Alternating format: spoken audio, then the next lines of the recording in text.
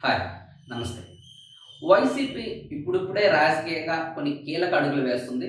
జగన్మోహన్ రెడ్డి గారు లండన్ పర్యటన నుంచి వచ్చిన తర్వాత 2 రోజులు పార్టీ మీద ఫోకస్ పెట్టాడు. ఇప్పుడు వినిపిస్తున్న సమాచారం ప్రకారం వైసీపీ కావచ్చు, టీడీపీ కావచ్చు, ఉత్తరాంధ్ర రీజన్ అనేది చాలా కీలకం.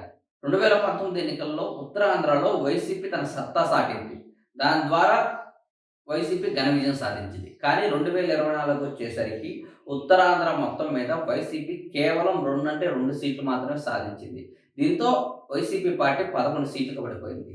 దీన్ని బట్టి చూసుకుంటే ఉత్తరాంధ్ర అనేది వైసీపీకి చాలా అంటే చాలా కీలకం.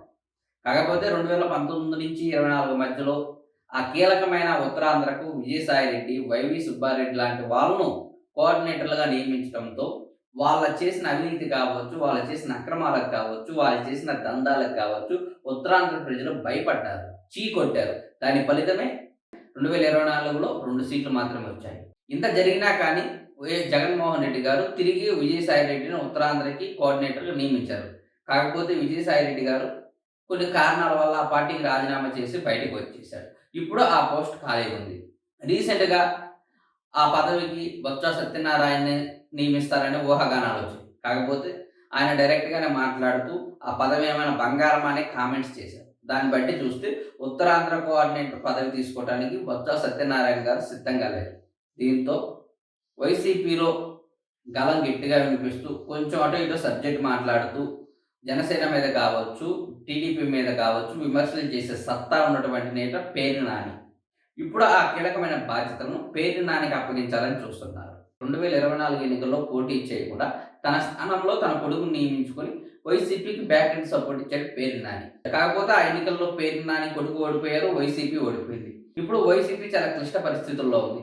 ఈ పరిస్థితుల్లో పేర్ని నాని లాంటి వాళ్ళ సేవలు ఉపయోగించుకోవాలని జగన్మోహన్ రెడ్డి ఆలోచిస్తున్నాడు.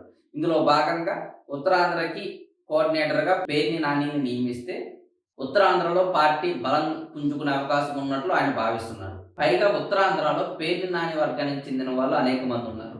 కాబట్టి కాస్ట్ ఈక్వేషన్స్‌లో కూడా పేర్ని నాని నియామకం అనేది ఉత్తరాంధ్రలో వైసీపీకి ప్లస్ అనే చెప్పాలి. ఇవన్నీ దృష్టిలో పెట్టుకొని ఈ నెల 12వ తేదీ కావచ్చు, 13వ తేదీ కావచ్చు ఉత్తరాంధ్రకు సంబంధించిన కీలక సమావేశం ఒకటి వైసీపీ నిర్వహిస్తుంది. దాదాపుగా ఆ సమావేశం ముగిసిన తర్వాత పేర్ని నానికి కీలకమైన ఉత్తరాంధ్ర బాధ్యతలు అప్పగించే అవకాశం అయితే కనిపిస్తుంది.